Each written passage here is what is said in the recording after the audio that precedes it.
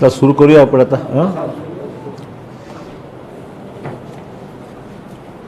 आज मी परभणी जिल्ह्याच्या एकंदरीत दौऱ्यावर आलो असताना प्रामुख्याने सार्वजनिक बांधकाम विभागाच्या संबंधित कामाचा आढावा त्यातनं घेणं हा महत्त्वाचा भाग होता. त्याचबरोबर काँग्रेस पक्षाच्याही आमच्या सहकाऱ्यांशी त्या निमित्ताने चर्चाही झाली. आपल्याशीही बऱ्याच दिवसानंतर आज गाठभेट होत आहे. जशी माझी आपली सर्वांची परिचय आहेच, जिल्ह्यामध्ये अनेकदा येण्याचा योग याच्या अगोदर पालकमंत्री म्हणूनही मला आलेलाच आहे आणि परभणी तसं माझ्यासाठी काही नवीन जिल्हा नाही आहे. त्यामुळे सगळ्यांशीच व्यक्तिगत संबंध आहेत, नेते मंडळींशी आहेत, आपल्या सर्वांशीच आहे. आपल्याला कल्पना आहे की परवाच मुख्यमंत्र्यांनी राज्यामध्ये झालेल्या अतिवृष्टीच्या पार्श्वभूमीवर जे नुकसान झालं आहे, जिरायत पिकांचं, जमिनीचं, शेतीचं, फळ पिकांचं, बागायत पिकांचं, हे सर्व लक्षात घेऊन राज्याला एक पॅकेजची घोषणा नुकतीच केलेली आहे. ते मी रिपीट करणार नाही कारण ते सर्व शोध माहिती सर्वांना. शेतीसाठी 10,000 रुपये प्रति हेक्टर, 2 हेक्टर, फळ पिकांसाठी 25,000 प्रति हेक्टर आणि मृत व्यक्तींच्या वारसांना पशुधनासाठी वगैरे वगैरे त्यासाठी सुद्धा मदत जाहीर केलेली आहे. त्यातला जो महत्त्वाचा भाग आहे तो म्हणजे सार्वजनिक बांधकाम विभागाच्या अंतर्गत असलेल्या क्षतिग्रस्त जे पूल झाले आहेत, रस्ते जे पावसामुळे जे नुकसान झालेलं आहे ते फार मोठं आहे. राज्यात सर्वत्र खूप पाऊस आहे. यावेळेस धरणं सगळी 100% धरणं जवळपास भरलेली आहेत. त्यामुळे या सगळ्या परिस्थितीला रस्त्याचं नुकसान झालेलं आहे, पुलांचंही नुकसान झालेलं आहे. सर्व क्षेत्रामध्ये फार मोठ्या प्रमाणावर नुकसान झालं असताना मुख्यमंत्र्यांनी परवा 2,635 कोटी रुपयाचं पॅकेज हे सार्वजनिक बांधकाम विभागाला देण्याचं मान्य केलेलं आहे आणि तशा पद्धतीचे आदेशही निर्गमित केलेले आहेत. त्या 2,635 कोटीपैकी 550 कोटी रुपये हे मराठवाड्यासाठी वेगळे त्यातून आम्ही काढलेले आहेत. म्हणजे मराठवाड्यातल्या जिल्ह्यामध्ये जे काही नुकसान झालेलं आहे ते विभागाकडून आम्ही माहिती मागवलीच होती आणि मराठवाड्याच्या अधिकाऱ्यांनी सांगितलं आहे की मराठवाड्यासाठी साधारण 550 कोटी रुपयाची गरज भासणार आहे.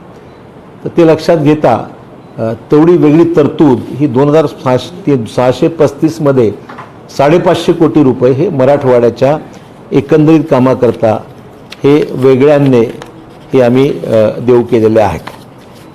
त्यामुळे आज बऱ्याच गोष्टींवर या ठिकाणी चर्चा झाली. त्यातला भाग हा त्याच्यामध्ये आज विभागाच्या बैठकीमध्ये सुरेश वरपुडकर जिल्हा काँग्रेसचे अध्यक्ष आणि आमदार पाथरीचे त्यांनी सहभाग होता. मेघनाताई बोर्डीकर जिंतूरच्या विधानसभेच्या सदस्य, त्याचबरोबर संजय जाधव खासदार त्यांचंही त्याच्यामध्ये चर्चा तेही होते. नंतर बाबा जानी दुरानी त्यांचंही त्याच्यामध्ये सहभाग होता आणि पोलीस अधीक्षकांचेही काही विषय होते कारण पोलीस डिपार्टमेंटच्या संबंधित जे हाऊसिंग आहे किंबहुना क्वार्टर्स आहेत तसेही काही विषय, पोलीस स्टेशन, पोलीस निवासस्थानं दुरुस्ती आणि काही बांधकाम असे विषय त्याच्यामध्ये होते. आता तो विषय वेगळा आहे परंतु तोही विषय चर्चेमध्ये आज आम्ही सर्व घेतलेला आहे. आणि त्याचबरोबर काही स्पेसिफिक मागण्या आहेत त्या आम्ही विभागाला सर्व दिलेल्या आहेत. त्यामुळे त्या अनुषंगाने आम्ही पुढे काम करणार आहोत. एक तक्रार मला प्राप्त झाली ती म्हणजे कानड पाटी कौसडी बोरी एका वर्षात रस्ता खराब झाल्याचं आणि तो रस्ता जिंतूर येलदरी रस्त्याचा भाग आहे. तो त्याच्यामध्ये मी विभागाला सूचना दिल्या आहेत की दक्षता व गुण नियंत्रण विभागामार्फत त्याची पूर्ण चौकशी केली जावी आणि त्यात जर कोणी दोषी आढळलं तर त्या कंत्राटदाराला ब्लॅकलिस्टमध्ये टाकण्याच्या संदर्भामध्ये मी निर्देश दिलेले आहेत. कारण एका वर्षात रस्ता खराब झाला त्याचा अर्थ दर्जा निकृष्ट होता का काय होतं नेमकं हे चौकशी अंती स्पष्ट होईल. परंतु जी काही तक्रार आलेली त्या अनुषंगाने ही चौकशी आता त्या ठिकाणी करण्यात येईल की ज्या अनुषंगाने नेमकं ह्याच्यामध्ये काय झालं आहे हे आपल्याला स्पष्ट होईल. आता एकंदरीत मागणी जी परभणी जिल्ह्यातील रस्त्याच्या आणि पूरहानी संदर्भात जी होती ती 56 कोटी रुपयाची मागणी परभणी जिल्ह्याची आहे.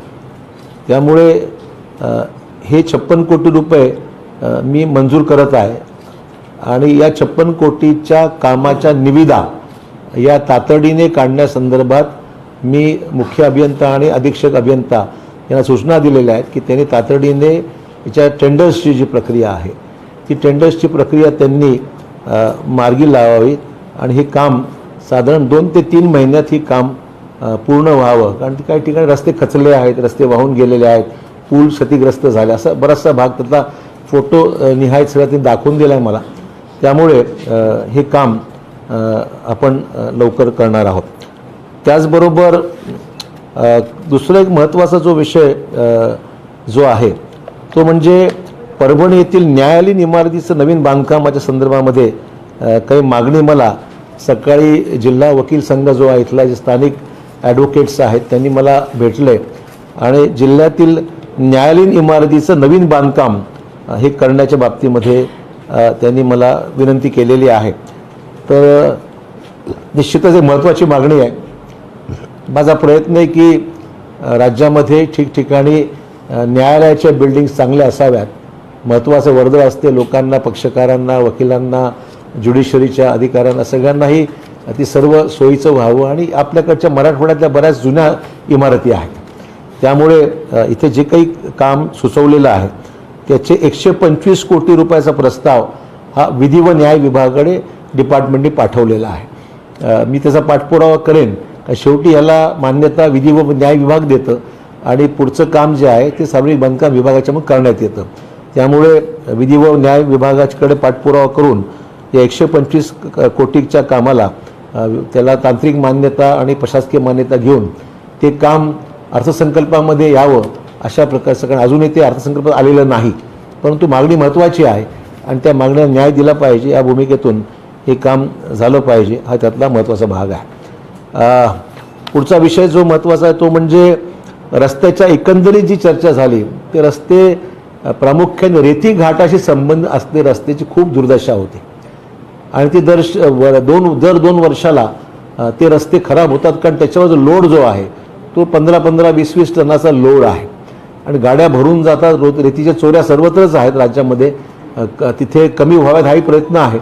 ठिकठिकाणी आम्ही महसूल विभागाला, पोलीस डिपार्टमेंटला कारवाई करण्यासंदर्भात सगळ्या राज्यामध्ये सर्वांना आदेश आहेत.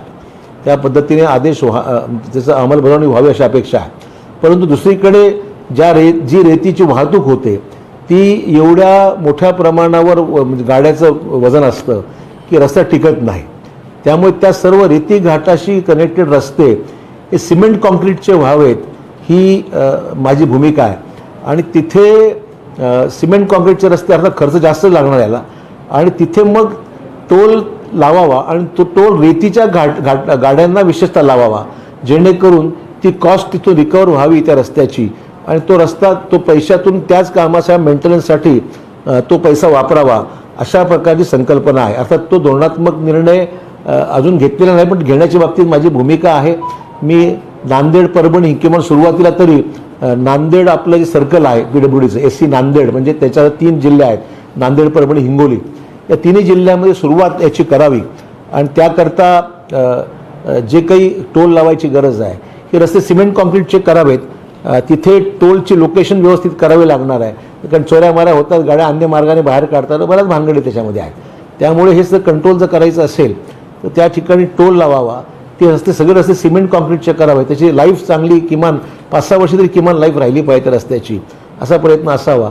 आणि त्यावर झालेला खर्च हा त्या रेतीच्या गाड्याच्याकडून किंवा हेवी व्हेकल्सच्या माध्यमातून तो वसूल करण्यात यावा. आम्ही काय सामान्य माणसाला त्रास होऊ नये, 2 व्हीलरला त्रास होऊ नये पण रेतीच्या गाड्या विशेषतः ज्या आहेत किंवा हेवी ट्रक्स ज्या आहेत त्या ट्रक्सच्या माध्यमातून हे टोल वसूल व्हावा अशा प्रकारचा धोरणात्मक निर्णय घेण्याची माहिती आहे. आणि सुरुवात मात्र प्रायोगिक तत्त्वावर पायलट प्रोजेक्ट म्हणून या 3 जिल्ह्यामध्ये हे हाती घ्यावं अशा प्रकारची माझी भूमिका. आणि त्या पद्धतीने हे काम त्याला घेत असताना 3 मॉडेल्स आहेत. एक तर आपल्याला कल्पना आहे की एशियन डेव्हलपमेंट बँकेच्या माध्यमातून राज्याला 15,000 कोटी रुपये कर्ज देण्याचं भूमिका हा निर्णय मागेच झालेला आहे. एशियन डेव्हलपमेंट बँकेला साधारण 0.5 ते 1% ते 0.5% रेट ऑफ इंटरेस्टनी ते कर्ज शासनाला उपलब्ध होतं. त्यामुळे ते 15,000 कोटीचं कर्ज आम्हाला मंजूर आहे. त्याचा दुसरा आणि तिसरा टप्प्याची मंजुरी मंत्रिमंडळासमोर घेणार आहे. आता नुकती गेल्या पुढच्या महिन्याभराच्या कालावधीमध्ये मंत्रिमंडळासमोर जाऊन तिथे आपण मंजुरी घेऊ आणि ते ADBच्या माध्यमातून जास्तीचे रस्ते विशेषतः आपल्या मराठवाड्यातील 8ही जिल्ह्यामध्ये लेन कशी बसवता येईल हा प्रयत्न करू की ज्याच्यामुळे. आणि ह्याच्यामध्ये प्रामुख्याने प्रमुख रस्ते राहणार आहेत. हा काही गावातला ग्रामीण रस्ता राहणार नाही. म्हणजे मेन कनेक्टिव्हिटी ही जिल्ह्यातली आहे. स्टेट हायवे आहेत किंवा स्टेट हायवेपासून एका महत्त्वाच्या ठिकाणं देवस्थान असेल किंवा जर औंढा नागनाथ आहे किंवा असं जे प्रमुख ठिकाणं आहेत आपली अशा ठिकाणाला हे जोडता यावं अशा दृष्टीने ADBचा कार्यक्रम एशियन डेव्हलपमेंट बँकेच्या माध्यमातून जे पैसे मिळणार आहेत त्यातून आमचं करण्याचा मनोदय आहे. आणि त्या पद्धतीने मी विभागाला सूचना दिलेल्या आहेत. त्याच्यामध्ये परभणी जिल्ह्याची लांबी नक्की त्याच्यामध्ये घेऊ आपण आणि काही प्रमाणामध्ये परभणीमध्ये सुद्धा ADBचं काम घेण्याचा माझा प्रयत्न आहे. बाकीची आपल्याला कल्पना आहे की हॅम एक असा प्रकार आहे हायब्रिड ॲन्युटीच्या माध्यमातून की जिथे आपण 60% शासन पैसे देते, 40% उद्योजक पैसा घालतो आणि ते पैसे मग गव्हर्नमेंट त्याला नंतर हळूहळू परत करते. असा तो प्रोग्राम हॅमचा आहे. तर त्याही अंतर्गत आपल्याकडे काही कामं जिल्ह्यामध्ये सध्या सुरू आहेत. हॅमचे आहे का उल्लेख याच्यामध्ये? तर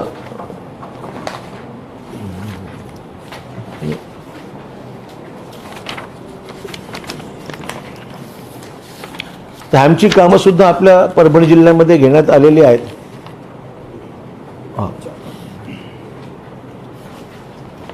सध्या परभणी जिल्ह्यामध्ये हॅमच्या अंतर्गत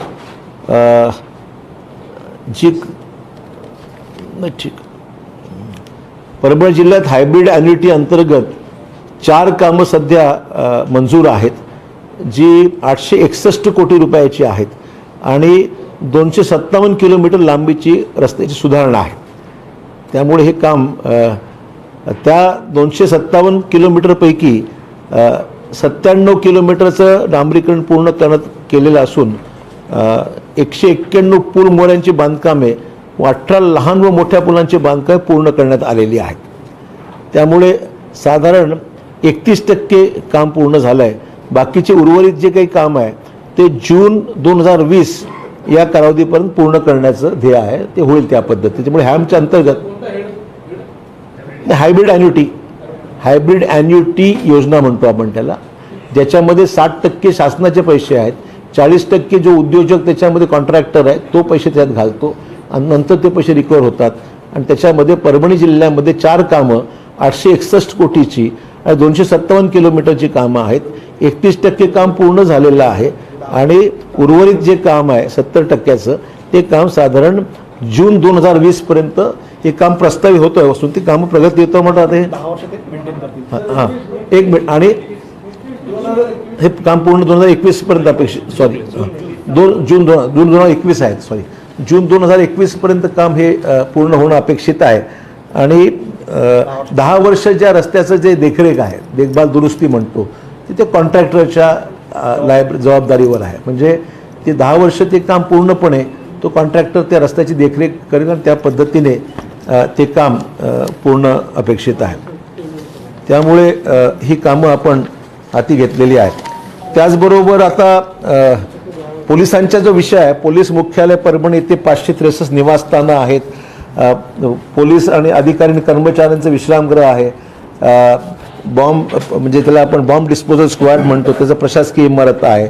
अशी काही कामाची यादी आहे जी मी अधीक्षक अभियंता आमच्या ह्यांना देत आहे मी ती, आणि SP ने बसून त्याचा अग्रक्रम ठरवावा आणि ती कामं बऱ्याचशा बजेटमध्ये घ्यावं. कारण आजच चर्चा ह्याच्यात होते आहे त्यामुळे ती कामं बजेटमध्ये घ्यावी लागतील, जी काही ठरेल तिची अंदाज किंमत आणि ती सगळी माहिती घेऊन त्या पद्धतीने, पण अग्रक्रमाने हा विषय घ्यावा अशी भूमिका निश्चितच माझी, आणि त्या पद्धतीने या कामाला मदत करायची निश्चित माझी तयारी आहे. एक चिंतेचा विषय जरूर आहे, तो म्हणजे आपल्याकडे राष्ट्रीय महामार्गाची जी परिस्थिती आहे ती नक्कीच फार समाधानकारक आहे असं मी म्हणणार नाही. आपल्याकडे एकूण राष्ट्रीय महामार्गाची परभणी जिल्ह्यामधली जी काही लांबी आहे ती 402 किलोमीटरची आहे, आणि त्याच्यामध्ये नॅशनल हायवे अथॉरिटी ऑफ इंडियाकडे 49 किलोमीटरकडे आहे.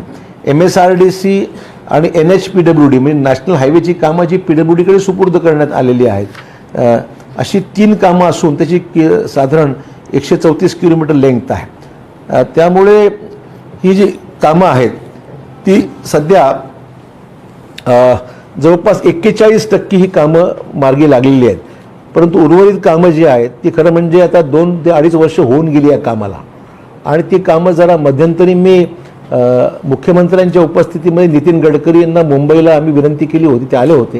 त्याच्या समक्ष या सगळ्या गोष्टीचा आढावा झालेला आहे, आणि आम्ही त्याला विनंती केली की म्हटलं ही कामं थोडीशी तुमच्या विभागाच्या नियंत्रणाखाली, देखरेखीखाली जरासं हे कामं एक्सपिडाईट केली पाहिजे. त्यावेळेस त्यांनी मला सांगितलं होतं काहीतरी काही कामं ही युटिलिटीजच्या म्हणजे कुठे भूसंपादनामुळे अडकले आहे, कुठे नगरपालिकेच्या प्रॉब्लेममुळे गावामध्ये पाईपलाईन आडव्या चाललेल्या आहेत, कुठे तुमच्या MSCBचे लाईन्स चालले, अशा काही छोटे मोठे कुठे फॉरेस्टचे प्रश्न आहेत. तर मी माहिती काढली विभागाकडून, ती साधारण अशा केसेस ज्या काही आहेत त्याच्यामुळे फक्त 20-25% कामं अडकली असतील, म्हणजे 75% कामं ही कॉन्ट्रॅक्टर्स फेल झालेले आहेत बऱ्याच ठिकाणी. हा त्यातला प्रॉब्लेम आहे आपल्या विशेषतः मराठवाड्यामध्ये.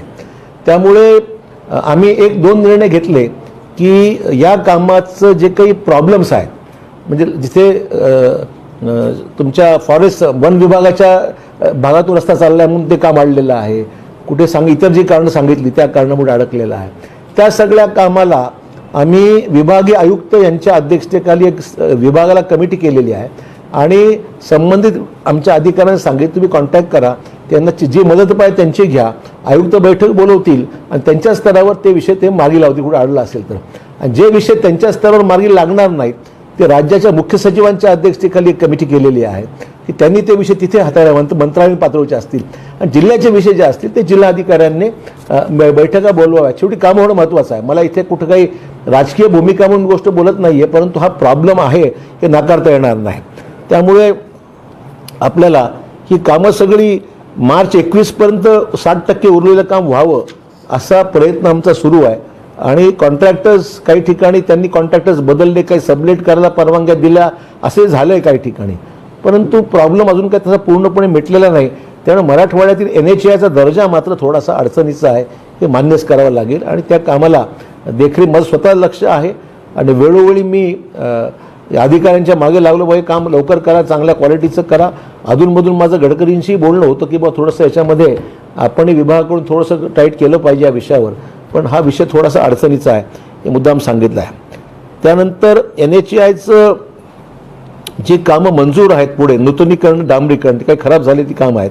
त्यामुळे देवगाव सेलू पाथरी हे 25 किलोमीटर त्याला 12 कोटी रुपये मंजूर आहेत. पाथरी सोनपेठ हे 15 किलोमीटरचं आहे, त्याला 9 कोटी रुपये मंजूर आहेत. देवगाव जिंतूर हे 22 किलोमीटरचं काम 22 कोटी मंजूर आहेत. गंगाखेड पालम लोहा 26 कोटीचं काम आहे, 17 कोटी मंजूर आहे. अशी एकूण 86 किलोमीटरची सगळी चारही कामं मिळून 86 किलोमीटर, एकूण रक्कम 60 कोटी रुपये हे सगळं मंजूर आहे. त्यामुळे ह्या कामाला गती द्यायची आहे, पण नियंत्रण केंद्र सरकारचं याच्यावर आहे, आणि आमचे अधिकारी जरूर ते कामामध्ये मदत करतायत, परंतु या कामाला अधिक लक्ष देण्याची गरज आहे असं माझं. कारण त्याच्यामुळे मी पाहतोय कारण विदर्भात कामं सिमेंट काँक्रीटची चांगल्यापैकी झाली, बाकी ठिकाणी झाली, मराठवाड्यात मात्र आपलं विशेषतः 3-4 जिल्ह्यात ही कामं काही बरोबर नाहीत. त्याच्यामध्ये परभणी, हिंगोली, नांदेड, प्रामुख्याने जालनासुद्धा काही भाग त्यातला, ही सगळी कामं काही बरोबर झालेली नाहीत, किंबहुना ती रेंगाळलेली कामं आहेत, आणि ती कामं 2 ते 2.5 वर्ष झाली, त्याची परिस्थिती फक्त 40-41% ती कामं, अशा प्रकारची परिस्थिती मात्र नक्की आहे. फक्त बऱ्याचशा लोकांना हे समजत नाही, रस्ता म्हणलं की PWD, पण PWDकडे सगळीच कामं नाही आहेत, काही राष्ट्रीय महामार्ग असल्यामुळे काही कामं केंद्राकडे आहेत आणि काही कामं राज्याकडे आहेत, म्हणून हा खुलासा या ठिकाणी मी मुद्दाम करत आहे. त्यामुळे दुसरा एक विषय त्यातला महत्त्वाचा म्हणजे यावर्षीच्या वार्षिक आराखड्यामध्ये जी कामं मंजूर आहेत परभणी जिल्ह्यामध्ये, म्हणजे परभणी बाह्यवळण रस्ता तो 14 किलोमीटरचा आहे आणि त्याची किंमत 550 कोटी आहे. त्यापैकी 70 कोटी रुपये मंजूर आहेत. परभणी बाह्यवळण रस्ता तुमचा जो बायपास जो आहे परभणीचा आहे तो 14 किलोमीटरचा रस्ता आहे. त्याच्या भूसंपादनाची किंमत धरून 550 कोटी रुपयाची गरज 70 कोटी मंजूर आहे. परळी गंगाखेड रस्ता 30 किलोमीटरचा 220 कोटी रुपये त्याला लागत आहेत त्याला. आणि वाटूर जिंतूर 27 किलोमीटर 250 कोटीची गरज आहे. त्यामुळे एकूण 57 किलोमीटर आणि पैशाची गरज 470 किलोमीटर 470 कोटी. तर अशी परिस्थिती ह्या नॅशनल हायवे संदर्भातली आहे. त्यामुळे ही सगळी कामं मंजूर मार्गी लागावीत तेव्हा सातत्याने आम्ही याच्यासाठी प्रयत्न करत आहोत. आणि त्याचबरोबर मी काही चालू वर्षाच्या आराखड्यामध्ये केंद्र सरकारकडे मान्यतेकरता काही नवीन प्रस्ताव मी जवळपास 7-8 प्रस्ताव मी पाठवलेले आहेत. एकतर वाटूर जिंतूर रस्ता, नंतर परळी बाह्यवळण रस्ता, दौलताबाद शिऊर येवला रस्ता, परळी गंगाखेड रस्ता, परळी धर्मपुरी रस्ता, मांजरा नदीवर नांदेड येथे मोठ्या पुलाचे बांधकाम साधारण 220 कोटीचं. ते इंटरस्टेट आहे, म्हणजे तो तेलंगणाला जोडणारा पूल आहे मोठा, जो जुना ब्रिज खराब झालेला आहे. तर अशा सकाळची परिस्थिती ही सगळी मिळून ही नॅशनल हायवेची आहे. त्यामुळे ही थोडक्यात माहिती आपल्यासमोर दिलेली आहे. फार जास्त आकडेवारीमध्ये जाऊन तुम्हाला मला आधी कन्फ्यूज करायचं नाही, पण साधारण अशा प्रकारची अवस्था आहे. परंतु तातडीने आज 56 कोटी रुपये मी मंजूर करत आहे. मला बरेचसे निवेदनं आज प्राप्त झालेली आहेत, आमदारांचे आहेत, खासदारांचे आहेत, शिवाय सामान्य लोकांनी सुद्धा बरीचशी निवेदनं माझ्याकडे आज दिलेली आहेत. ती सगळी निवेदनं मी अधीक्षक अभियंत्यांकडे देत आहे. आणि त्यातल्या ज्या काही गोष्टी आगामी काळात करायच्या असतील त्या बजेटमध्ये अर्थसंकल्पामध्ये घेण्यासंदर्भामध्ये त्याचं नियोजन आम्ही नक्की करू. परिस्थिती थोडीशी हळूहळू इम्प्रूव्ह होते. यावर्षीची परिस्थिती अजूनही तशी फारशी आटोक्यात आलेली नाही आहे, पण बजेटमध्ये जे काही मंजुरी दिली होती जिल्ह्यामध्ये ती टोटली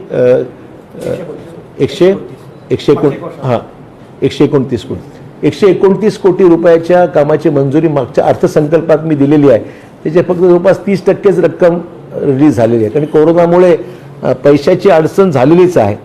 त्यामुळे पैसेसुद्धा रिलीज हे कमीच आहेत.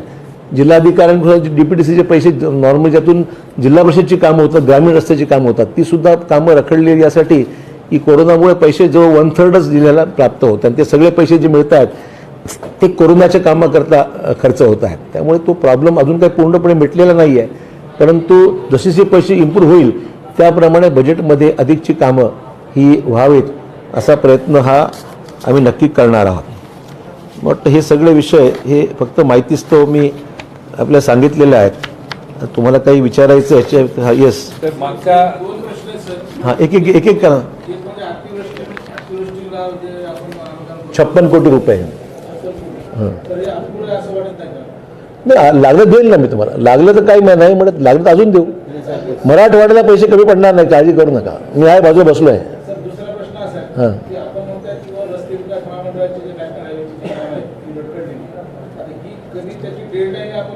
डेडलाईन सांगितली ना, मार्चपर्यंत उरलेली 40-41% कामं ही आत्ता स्टेजला आहेत.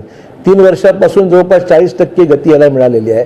प्रामुख्याने मेन कारण याचं जे आहे जे आहे ते कॉन्ट्रॅक्टर्स हे योग्य नसल्यामुळे प्रॉब्लेम आहे ते मान्यच करावं. कारण मी जे बोलतोय ते बाहेर म्हणजे सगळं पाहिल्यानंतरच बोलतो आहे. जे काही फॉरेस्ट आहे किंवा अन्य प्रॉब्लेममुळे अडकले ते विभागीय आयुक्त आणि चीफ सेक्रेटरी हे पाहतीलच. परंतु इतर जी कामं अडकलेली आहे त्या ठिकाणी कॉन्ट्रॅक्टर्स बदलण्याच्या बाबतीत सुद्धा मी विनंती केलेली आहे. काही ठिकाणी बदत मिळून तुम्ही कोणी नेमा, परंतु ज्याचं परफॉर्मन्स चांगलं आहे अशीच लोक नेमली पाहिजे. माझ्या विभागाला सूचना आहेत की कॉन्ट्रॅक्टरची निवड त्यांनी केलेली कामाची मागची जी काही एक्सपिरियन्स आहे तो पाहायला पाहिजे. आता जास्त कामं घ्यायची आणि एकही पूर्ण करायचं नाही, ते नाही चालणार. त्यामुळे त्याच्यावर क्वालिटी कंट्रोलवर निश्चितच बारकाईने लक्ष ठेवलं जाईल आणि जे काम चांगलं करतील अशाच लोकांना तिथे आम्ही मदत, जे नाही करणार किंवा अर्धवट कामं केली असतील तशा लोकांना संधी मिळणार नाही. मागच्या सरकारच्या काळामध्ये एक मागच्या सरकारच्या काळामध्ये परभणी जिल्ह्यामध्ये मुख्यमंत्री ग्राम सडक योजनेची कामं झाली. हे जे आता तक्रार आली तुमच्याकडे ती सुद्धा त्याच अनुषंगाने आहे. अशा जवळजवळ 10 ते 12 महत्वाच्या रस्त्यांच्या तक्रारी आहेत. त्याच्यावर सुनावण्या झाल्या, सर्व झालं, परंतु अजूनही ते रस्ते दुरुस्त केले गेलेले नाहीत, ते तसेच आहेत.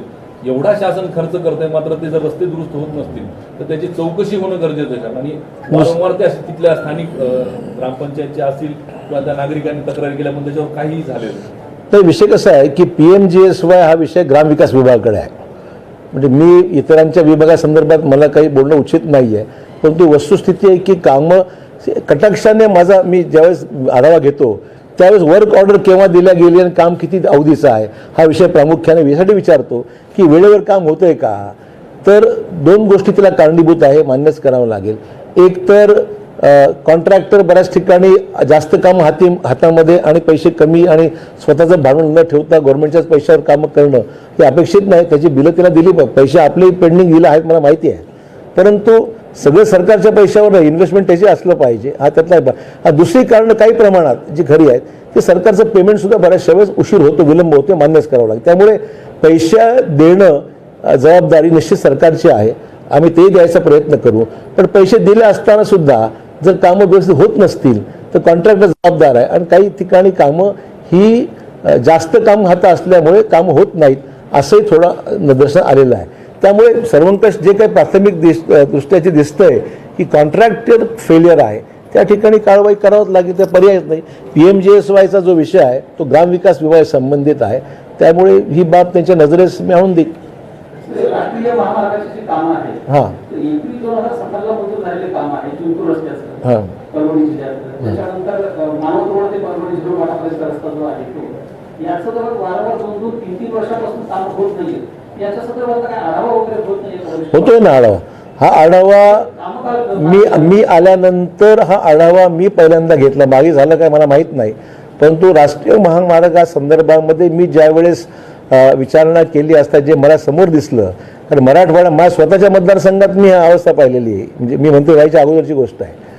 त्यानंतर या गोष्टी मी मंत्री झाल्यानंतर मी गडकरीजींना विनंती केली की आपण मुंबईच्या त्यांच्या उपस्थितीमध्ये मुख्यमंत्री उपमुख्यमंत्री मी स्वतः त्या बैठकीला होतो आणि त्या बैठकीमध्ये जे जे घडलं आहे हे त्यांना मी प्रेझेंटेशनच्या माध्यमात डिटेलमध्ये सगळं बोललेलो आहे. आणि काही प्रमाणाचा फायदा त्यांनी लक्ष दिलं याच्यामध्ये, पण थोडंसं मागे लागायची गरज पडते आणि कारवाई मी अधिकाऱ्यांना सांगितलं की ही कामं होत नसतील तर त्या कॉन्ट्रॅक्टवर कारवाई करा आणि मी समर्थन त्याचं तुम्हाला बिलकुल कोणाचं करणार नाही, कोणाला पाठीशी घालायचा प्रश्न उद्भवत नाही. पण हा निर्णय शेवटी जो आहे तो पेरंट विभाग जो आहे तो मिनिस्ट्री ऑफ सरफेस ट्रान्सपोर्ट यांचा विषय आहे. तो धरणाच्या खाली पूल आहे, 50 वर्षापासून तो अरुंद पूल आहे, त्याच्यावर अनेकांचे बळी गेले परंतु त्या पुलाचं काम सुद्धा आतापर्यंत होत नाही. दुसरी गोष्ट म्हणजे येलदरी कुठे त्याच्यासाठी खूप आंदोलन झाले. कुठला पूल बरं दुसरा विषय असा आहे की येलदरी डॅम जो आहे परभणी आणि नांदेड जिल्ह्यासाठी अतिशय महत्त्वपूर्ण, त्या डॅमवर एक सुद्धा पोलीस सुरक्षा अधिकारी नाही. का तर परभणी आणि हिंगोली पोलिसांमधला वादामुळे त्या डॅम, अर्धा डॅम परभणी जिल्ह्यात आहे, अर्धा डॅम हिंगोली जिल्ह्यात. एकही पोलीस अधिकारी तिथे, एक कर्मचारी सुद्धा त्या डॅमवर नाही. तर हा प्रश्न आता किती दिवस विषय माझ्याकडे एवढं बारकाने मी कधी म्हणजे एवढं काय आपल्या 2 जिल्ह्याच्या दृष्टीने महत्वपूर्ण असते ना. एक तर सुरक्षा डॅम आहे, सुरक्षा डॅम, दुसरा म्हणजे पुलाचा प्रश्न 50 वर्षापासून पेंडिंग. नाही, मला जे सांगण्यात येतंय आता अधीक्षक अभियंता इथेच त्यांचं म्हणणं हा इरिगेशनची पूल आहे, ठीक कोणाचं का असे ना, तर आपण जरूर मी जलसंपदा मंत्र्यांना केला आहे तो. ओके, तर हा पूल जो आहे तो जलसंपदा विभागाशी संबंधित आहे, पण महत्त्वाचं काम आहे. जर तो क्षतिग्रस्त किंवा खराब झाला असेल तर मला ठीक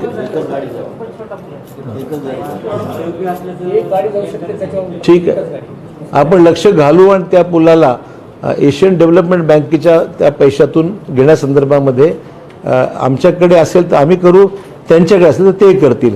आणि पुलाच्या तुमच्या येलदरी आणि कुठला पोलीस बंदोबस्त कुठे लावायला पाहिजे बघून घ्या का असेल तर. कसला सोक्ष मोक्ष, दोन्ही सरकार एकच आहे, ते काही प्रश्न नाही. इकडे शिवसेनेचं आहे, इकडे काँग्रेस, असं काही नाही ना, दोन्ही सरकार एकच आहे.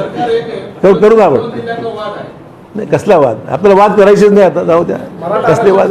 हां, तो महत्त्वाचा विषय चांगला विचारा. वाटच बाजू किंवा विचारत आहे मला. मराठा आरक्षण संदर्भात कोर्टामध्ये साहेब तारीख भेटत आहे. आपल्याला वाटतं का की सरकारनं बूस्टर लावावं याच्यामध्ये? सरकारचं बूस्टर कोर्टात आमच्या सरकारचं चालत नाही, हा पहिला मुद्दा. दुसरा मुद्दा असा आहे की कोर्टामध्ये बूस्टरचा वगैरे विषय नसावा असं वाटतं मला.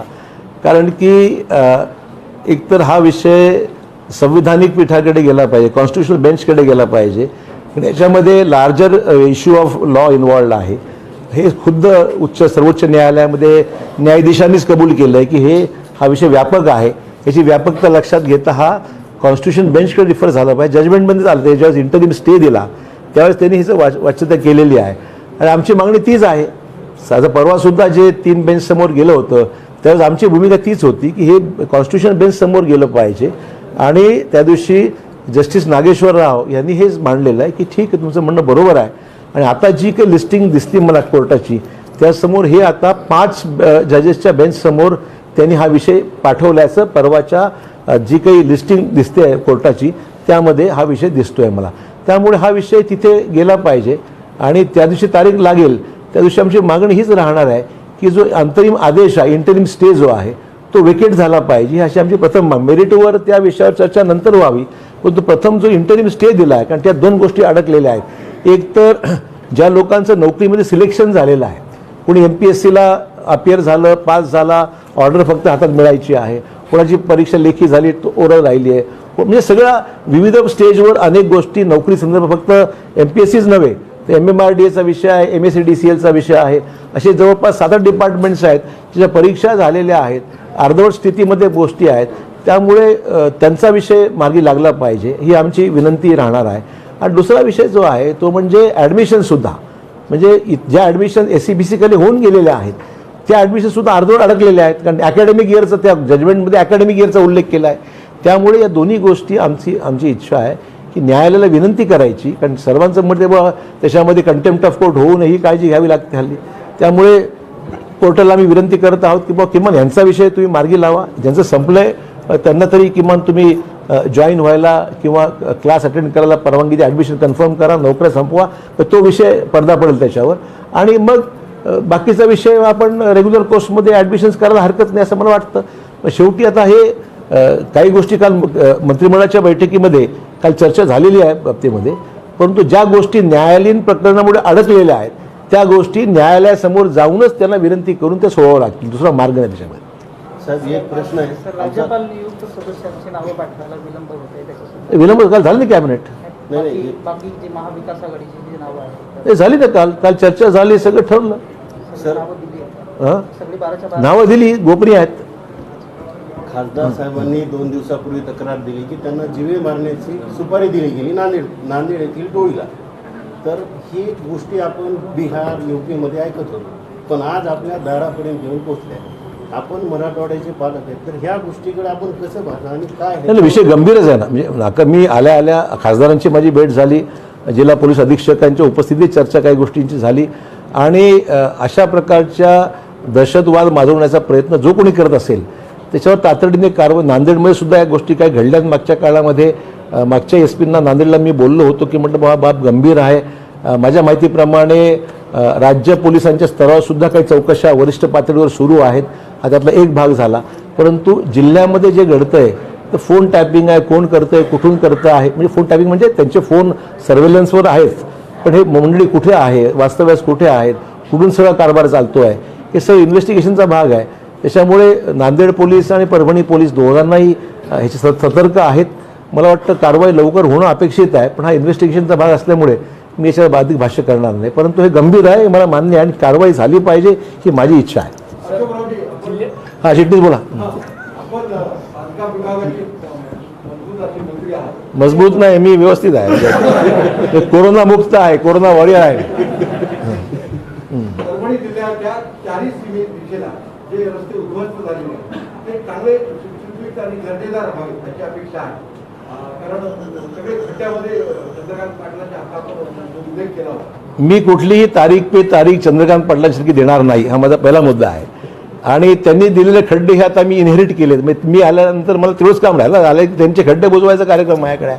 त्यामुळे झालं पाहिजे आणि मी करतोय ते, स्वतः फिरतोय. मी विमानाने कमी फिरतो, गाडीने जास्त फिरतो.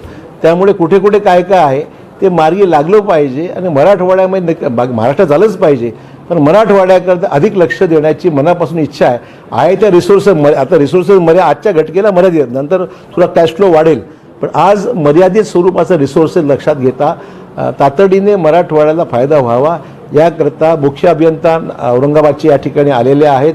नुकतेच त्यांनी पदभार स्वीकारला आहे. त्यांना मी सांगितलेलंच आहे आणि त्यांनाही सांगितलं जास्तीत जास्त फिरा आणि आढावा घेऊन चांगली दर्जेदार कामं होतील. माझा कटाक्ष आहे कामं दर्जेदार व्हावीत आणि वेळेवर व्हावीत आणि चांगली व्हावीत या गोष्टीकडे माझं लक्ष आहे. चिटणीस पुढचं होतं ना, 56 कोटी रुपये आपण मंजूर केले. त्याच्यापेक्षा आर्थिक जास्त लागेल तर देऊ.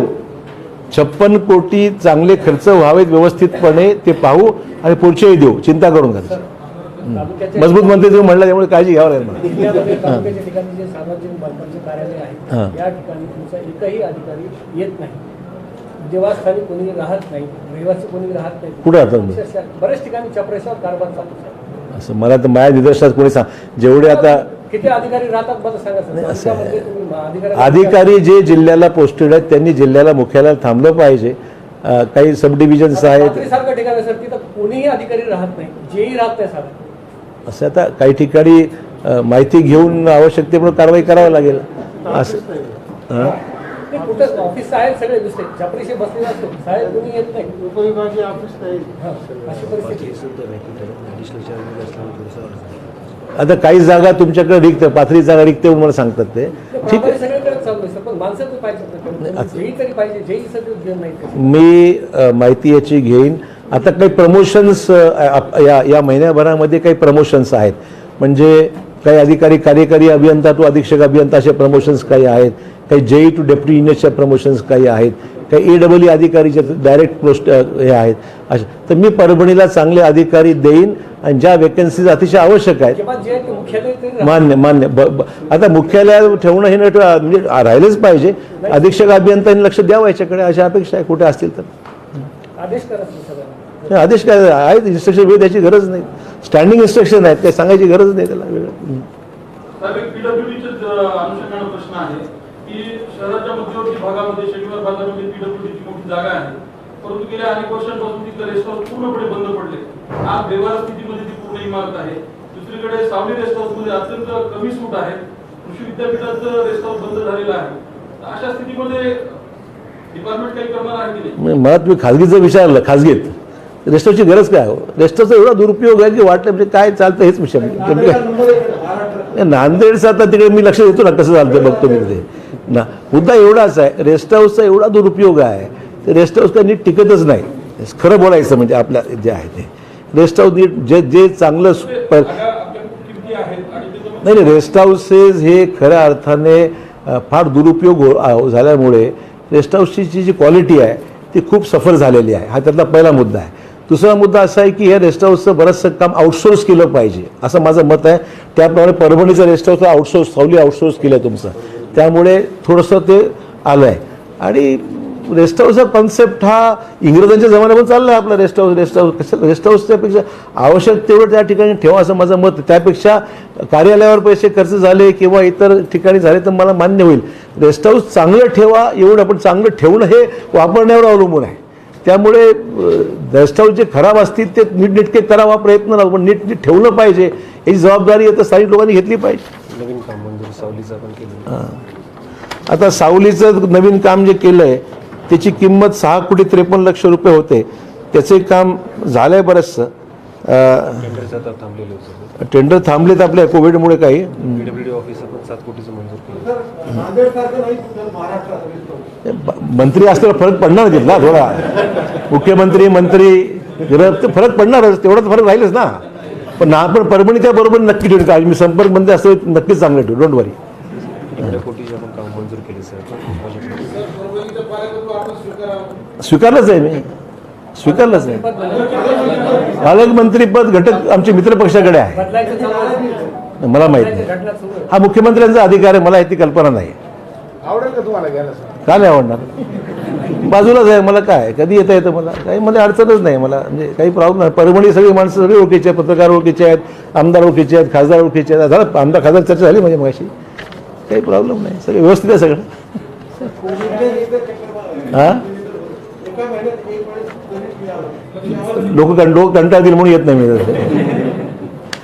सर, कोविड आणि 144चा भाग दाखवून सातत्यानं एक मिनिट. हां कोविड आणि 144चा भाग दाखवून सातत्यानं बरेच कॅम्प किंवा आता अण्णाभाऊ साठेंची जन्मशताब्दी आहे, त्या अनुषंगानं परवा साहित्य संमेलन आहे, त्याला सुद्धा परवा नाही, मी जिल्हाधिकाऱ्यांना मला सूचित केलं की अण्णाभाऊ साठेंचं जन्मशताब्दी वर्ष आहे, काही कामाचं औचित्य लक्षात घेऊन आपल्याला काही कार्यक्रमाचं थोडं रिलॅक्सेशन आणि कंट्रोल पद्धतीने. आता असा प्रॉब्लेम असा आहे की भरमसाठ गर्दी होते. आता मी 5 दिवस फिरतोय, माणसं सगळीकडे आहेत, कोणी ऐकत नाही, सॅनिटायझेशनचा पत्ता नसतो, तोंडावर मास्क लावा. आता मी काढल्या फक्त तुमच्यापुरती काढल्या आहे, तर मला सुद्धा ते बोलणं कठीण होतं म्हणून मी काढलं आहे. तर मी प्रॉब्लेम असा आहे की लोकांना थोडं अजून गांभीर्य याचं, तर आजारी पडल्यावर मग गांभीर्य कळतं याचं. त्यामुळे थोडंसं लोकांनी सहकार्य केलं पाहिजे आणि थोडंसं सहकार्य केलं तर जिल्हाधिकाऱ्यांना नाही थोडी म्हणणार आहे. उद्या जबाबदारी कोणाची, जिल्हाधिकारी आणि एसपींची, किंवा जिल्ह्यामध्ये कोरोना वाढतंय, उद्या आपणच म्हणतो की साहेब मग बंद करा, लॉकडाऊन करा. हे सगळे असे दोन्हीकडून प्रॉब्लेम आहेत ना. त्यामुळे थोडं लोकांनी सहकार्य केलं तर हळूहळू रिलॅक्स होईल. ते आता बरंच रिलॅक्स झालेलं आहे, गरज पडली तर करता येईल आपल्याला. पण मी जिल्हाधिकारी सूचित केलं, आता जे अण्णाभाऊ साठेंच्या जयंतीचे काही कार्यक्रम आहे ते म्हटलं बा तुम्ही नियंत्रित पद्धतीने ह्याला काय कसं मदत करते करा. ब्लड कॅम्पला पण सुरुवात द्यायला पाहिजे. हा कॉल मी इथे येऊन सांगणं उचित नाही आहे. कलेक्टरनी स्थानिक परिस्थिती पाहावी आणि त्याप्रमाणे निर्णय घ्यावा. परभणी विधानसभेमध्ये कुठल्या परभणी विधानसभा जेव्हा निवडणूक झाली काँग्रेसची, तेव्हा अनेकांनी गद्दारी केली, त्या लोकांवर कारवाई कशी? हा विषय माझ्याकडे आज नाही आहे. अध्यक्षांच्या कानावर घालता वरपुडकर घालता अजूनमधून. त्यामुळे हा विषय आता सर्वच पक्षामध्ये आहेत ना, फक्त काँग्रेसमध्येच नाही, सगळ्याच पक्षाला लागण आहे ना. कोरोनासारखी लागण सगळीकडे आहे अशी. त्यामुळे थोडी काळजी घ्यावी लागते. आता शेवटी कसं आहे की विनेबिलिटी हा महत्त्वाचा मुद्दा आहे. कधी आमचे निर्णय चुकतात म्हणून बंडखोरी होते, ते समोरचा माणूस चुकतं म्हणून नुकसान होतं, असं दोन्ही होतं ना. तर जिथे आमचे निर्णय चुकले असतील त्या ठिकाणी थोडं ते व्यवस्थित केलं पाहिजे आणि ज्या ठिकाणी समोरचा माणूस चुकला असेल त्याला समोर सांगितलं पाहिजे. शेवटी पक्षाला कलेक्टिव्हली जर ताकद मिळत असेल आयदर वे, तर काही ठिकाणी काही गोष्टी विसरून जावं लागतं पुढे. काय म्हणताय? आहेत प्रॉब्लेम मी आकारत नाही. आता त्यासाठी करेक्टिव्ह मेजर्स घ्यावे लागतील ना, त्यासाठी अधिक मेहनत करायची गरज आहे. अनेक गोष्टी आहेत तर चालू आहे.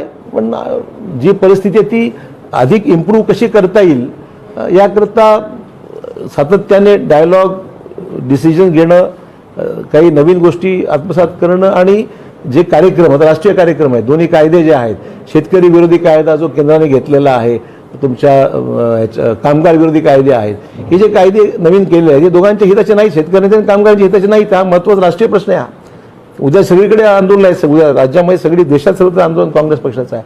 त्यामुळे शेवटी लोकांची जी पल्स आहे ती पल्स ओळखूनच आपल्याला त्याच्याबरोबर जे काही योग्य आहे तर साथ दिली पाहिजे, आमची भूमिका आहे. ठीक आहे, काही ठिकाणी यश मिळत असेल, काहीतरी मिळत नसेल, परंतु त्या ठिकाणी निर्णय घ्यावे लागतील. Thank you sir.